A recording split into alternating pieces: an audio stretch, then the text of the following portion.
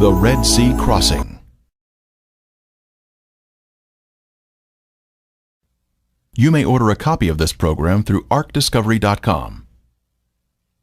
See arcdiscovery.com to become a direct seller of this DVD. Join us now as we begin revealing God's treasure.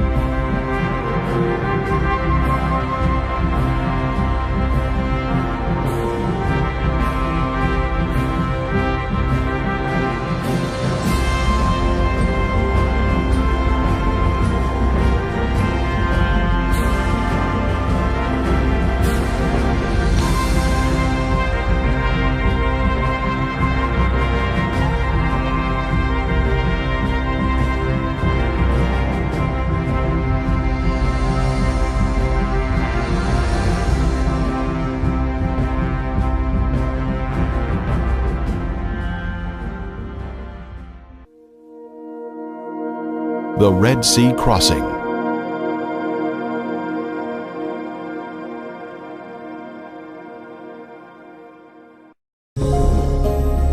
Egypt is steeped with a grand history of ancient science, technology, and beautiful structures.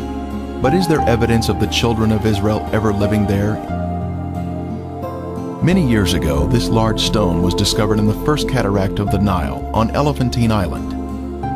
The inscription states, "For 7 years, there had been no satisfactory inundation of the Nile. As the result of this, grain of every kind was very scarce. In this terrible trouble, King Chesser remembered the god Imhotep, who had once delivered Egypt from a similar calamity." Imhotep can be found in Egyptian history in many places, and it appears he was a sage who was elevated to a god over a period of centuries after his death. Perhaps most confident was Imhotep, the architect who probably conceived of building Zozer's tomb completely from stone. Known as a sculptor, a priest, a healer, Imhotep is considered the preeminent genius of the Old Kingdom. Imhotep had even saved his country from famine. Could Imhotep and Joseph have been one and the same person? We head to Saqqara, Egypt, a short distance south of Cairo. This is where the first pyramid was built in ancient Egypt. It is called the Step Pyramid due to the distinct levels in its shape.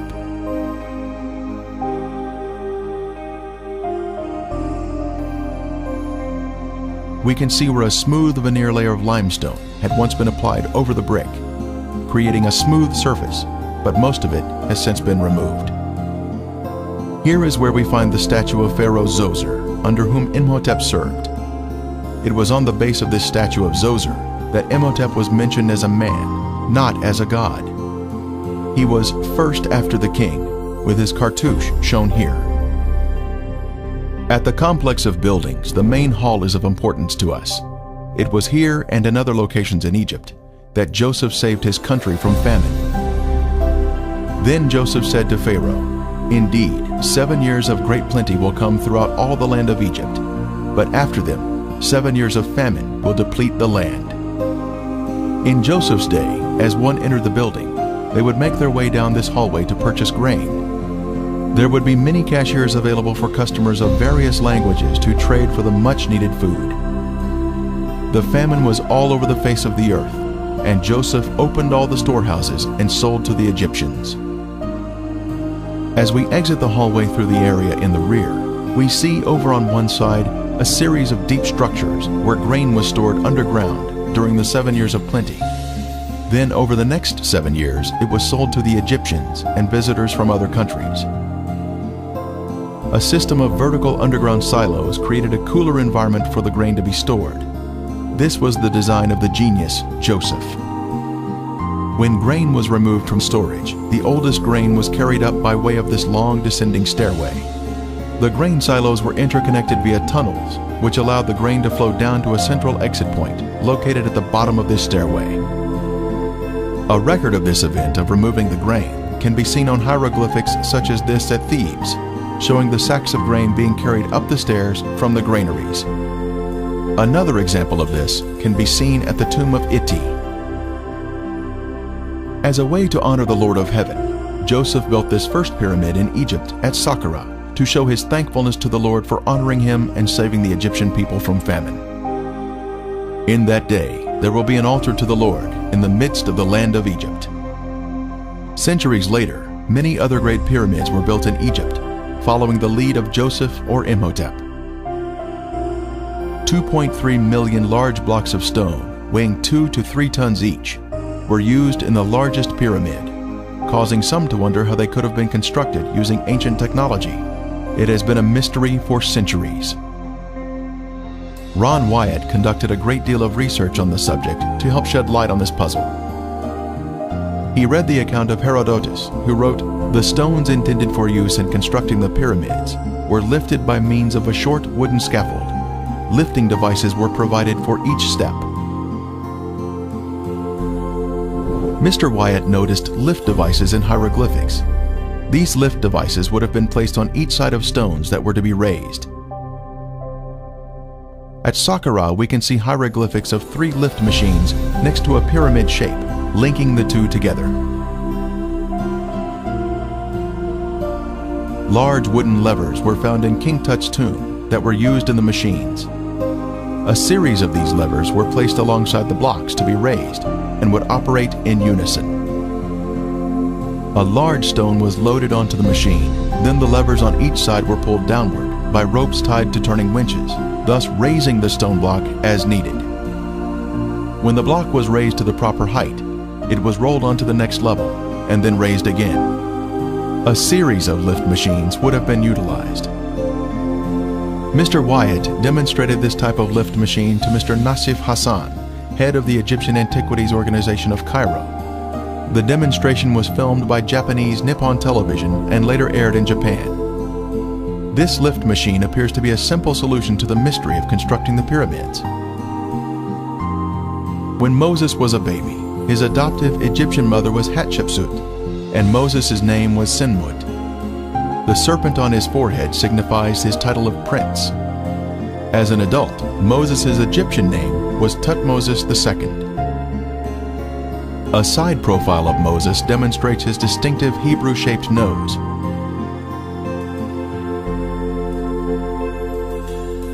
After Moses killed the Egyptian, he fled from Egypt and its territories for fear of the current Pharaoh. When Pharaoh heard of this matter, he sought to kill Moses.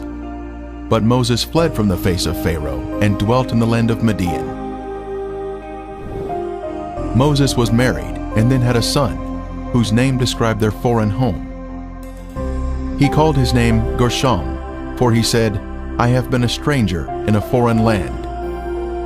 This tells us Moses was not in any area controlled by the Egyptians. Now Moses was tending the flock of Jethro, his father-in-law, the priest of Midian. And he led the flock to the back of the desert, and came to Horeb, the mountain of God. And the angel of the Lord appeared to him in a flame of fire from the midst of a bush. The Lord told Moses to bring the children of Israel back to this mountain outside of Egypt. After 10 plagues had struck Pharaoh and the Egyptians, he finally agreed to let Moses take the children of Israel from Egypt. Based upon the research he conducted, Ron Wyatt believed that the Pharaoh of the Exodus was Amenhotep III. Here we see Amenhotep receiving the Ankh as a type of power and new life being infused into his body. Mr. Wyatt speculated that Amenhotep's eldest son was Tutankhamun, and that he was killed by the destroying angel in the 10th plague. Tut would have been the crown prince and co-ruler with his father at that time, in the late 18th dynasty in 1446 BC. Surprisingly, in the Biblical Archaeology Review, it stated that the majority of archaeologists do not believe in the Exodus from Egypt. Tradition has told us that the Exodus from Egypt led the children of Israel to the Sinai Peninsula, but no evidence has been found of their having been in that location for 40 years. Also, tradition has said that the children of Israel crossed the Red Sea in an area that does not match the biblical account. Could the bitter lakes be the Red Sea spoken of in the Bible? Could thousands of soldiers all drown in relatively shallow water? The traditional Mount Sinai, Jebel Musa, is located in the southern mountainous area of the Sinai Peninsula. This mountain was chosen by Helena, the mother of the Roman Emperor Constantine, in the 4th century. It was not chosen by any archaeological evidence at the site, but was based upon the dreams of Constantine, and subsequently chosen by Helena as Mount Sinai. Later, in the 6th century, the Emperor Justinian built St. Catherine's Monastery at the foot of the mountain to establish a sense of authenticity to the site. This is tradition, but what is the truth? Let's break out of a man-made story and ask the question, should tradition supersede the Bible? What does the Bible tell us about the Exodus from Egypt? The children of Israel were living in the best of the land of Ramses, as Pharaoh had commanded. This area is the fertile Nile Delta in northern Egypt.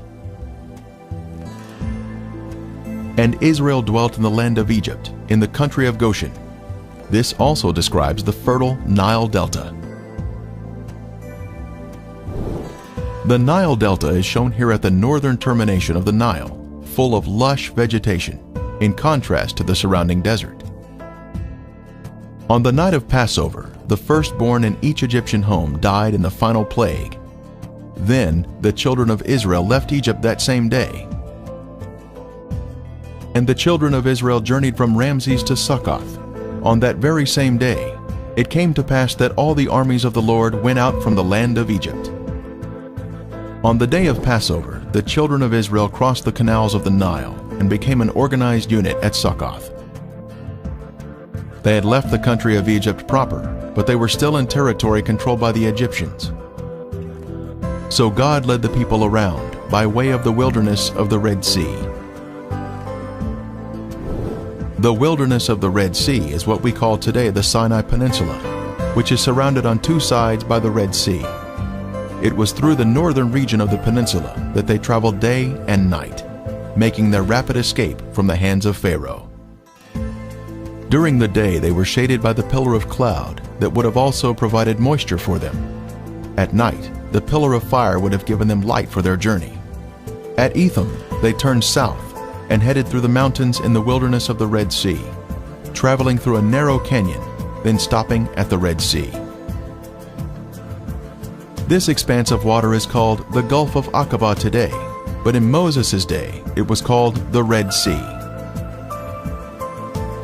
King Solomon also built a fleet of ships at Ezion-Geber, which is near Elath, on the shore of the Red Sea, in the land of Edom. Ancient Elath is modern-day Eilat, Israel. Our modern Gulf of Aqaba is the ancient Red Sea, or Yam Suf. This is the beach where the children of Israel were trapped with nowhere to escape. The Egyptian army was fast approaching, and it appeared death was imminent. The children of Israel cried out, "Because there were no graves in Egypt, have you taken us away to die in the wilderness? Why have you so dealt with us to bring us out of Egypt?" The children of Israel were already out of Egypt when they were preparing to cross the Red Sea. This would exclude any crossing of the Bitter Lakes or the Gulf of Suez. It was at this site that God was preparing to demonstrate to prove His loving care for them. This is the large beach on the Gulf of Aqaba, called Nuweiba, Egypt. This is where it appeared that the forces of darkness were about to be triumphant, but God was in control. Across the gulf is the land of Midian and the holy mountain of God.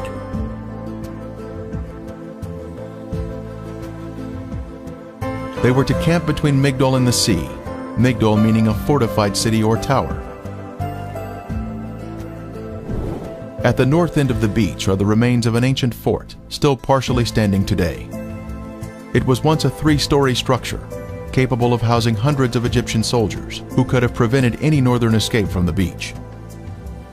The location is precisely at the narrowest point of land, between the mountains and the sea, in order to control the movement of travelers through the area. The fortress today is receiving a fresh coat of stucco, which is unfortunately covering up the original stone blocks. At the front of the fortress, we were able to see the stonework that formed the entrance into the structure.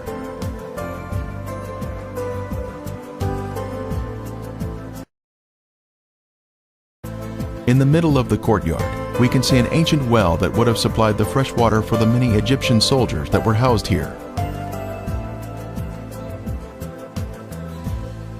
Outside, we can see how tall the structure had been in its former days, a full 3 stories in height.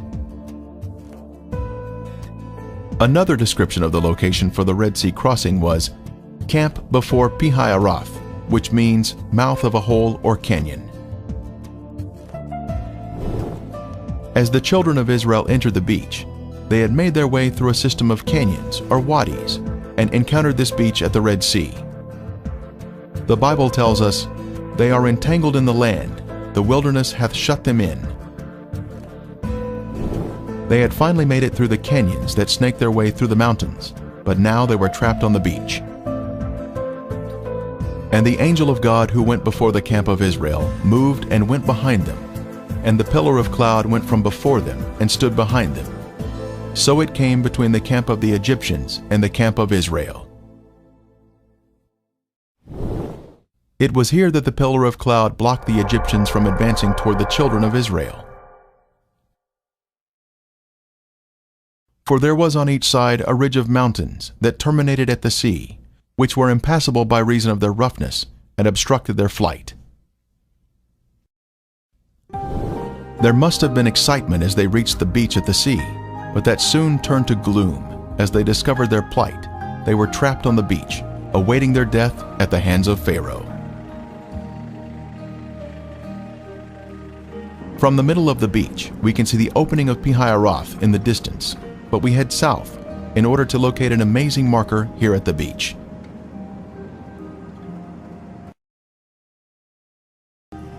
Near the road, we see this large pillar. 78 during his first visit to this beach. It had fallen down and was lying in the edge of the water, but today it is about 500 feet from the sea and has been set in concrete.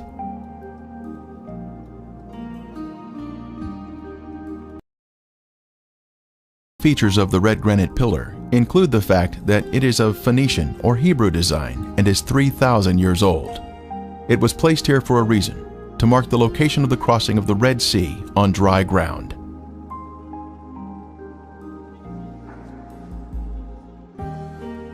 This pillar is even mentioned in the Bible, a pillar to the Lord at its, Egypt's border. At the south end of the beach is where we can see the pillar. A matching column on the other side of the Gulf in Saudi Arabia was found by Wyatt in 1984 and was shown to Saudi authorities.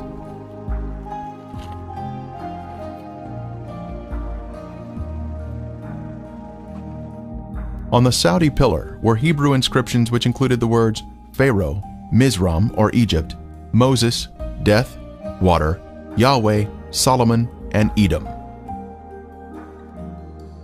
The inscriptions on this column have been removed, since the Egyptians living here were not excited about a Hebrew celebration marker, located in their own backyard. Using Google Earth, one can zoom in on the beach here and spot the pillar standing near the road. This is an exciting use of technology to see the Bible come alive.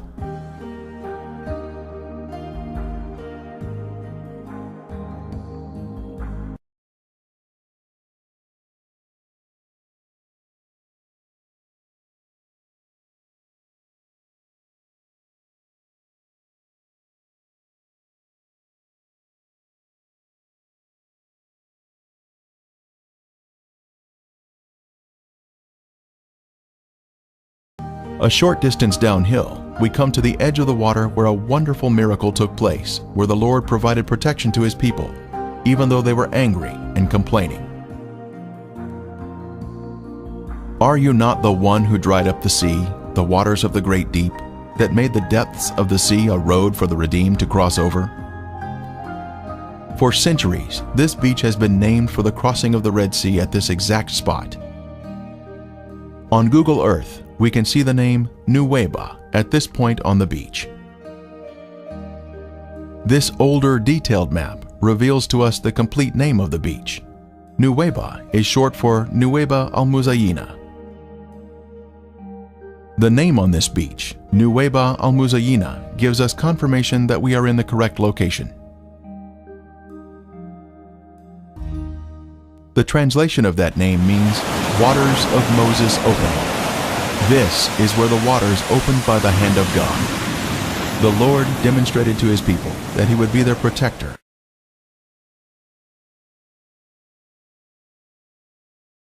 We have confirmation that we are at the correct location.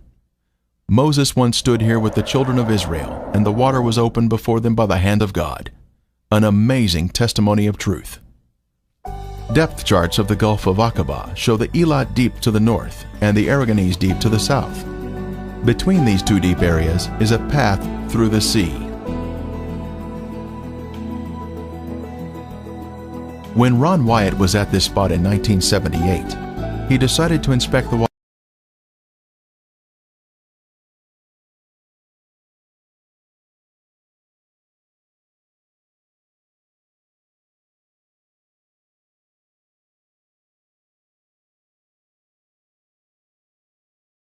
Is very clear, with high visibility.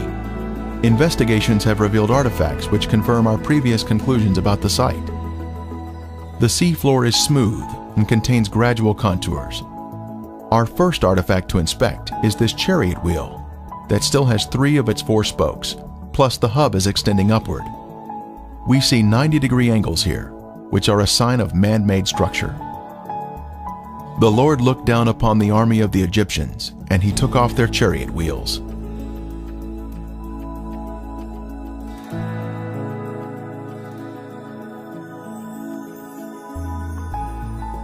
The chariot wheel with 6 spokes was the most widely used by the Egyptians. Egyptian chariots were known to use metal hubs in the center of the wheels. Using metal detectors, divers have found metal in the raised hubs that are now covered in coral.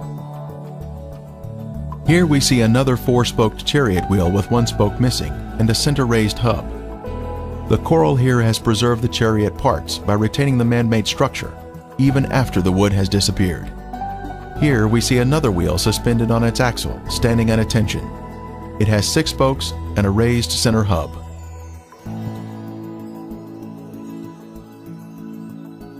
Ron Wyatt made many dives here and located many artifacts. This could have once been a chariot cab.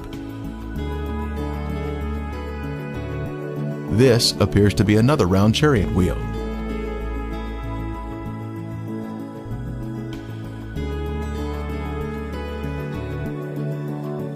Horse remains have also been found here, such as this shrunken hoof. Horses are not in the Sinai Peninsula today. Human remains have also been found, such as this coral-covered femur bone on the right. Lab tests confirmed that it is in fact bone.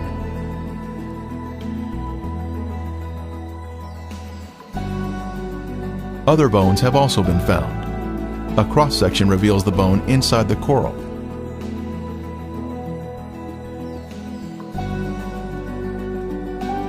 Here we see a chariot wheel standing on its axle in this old 1978 footage shot by Ron Wyatt. Next, we see an 8-spoke wheel with 1 spoke missing. 8-spoke wheels were only used during the 18th dynasty, the time of the Exodus.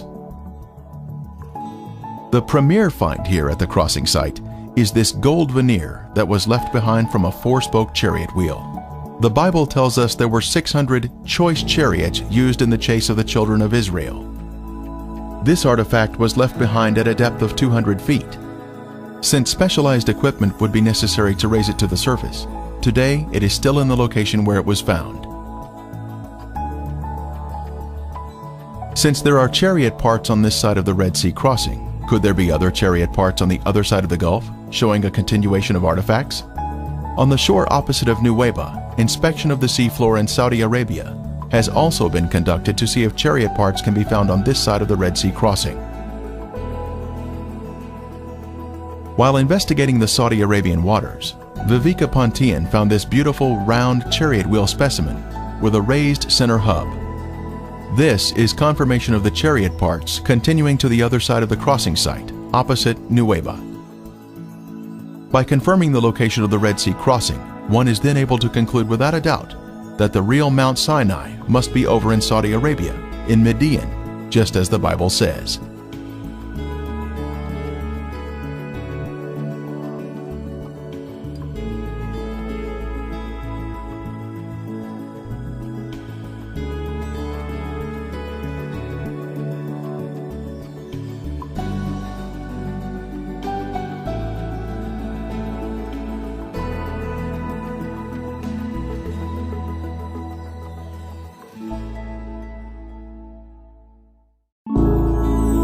The Red Sea Crossing.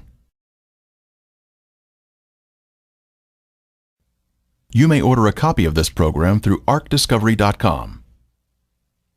See arcdiscovery.com to become a direct seller of this DVD.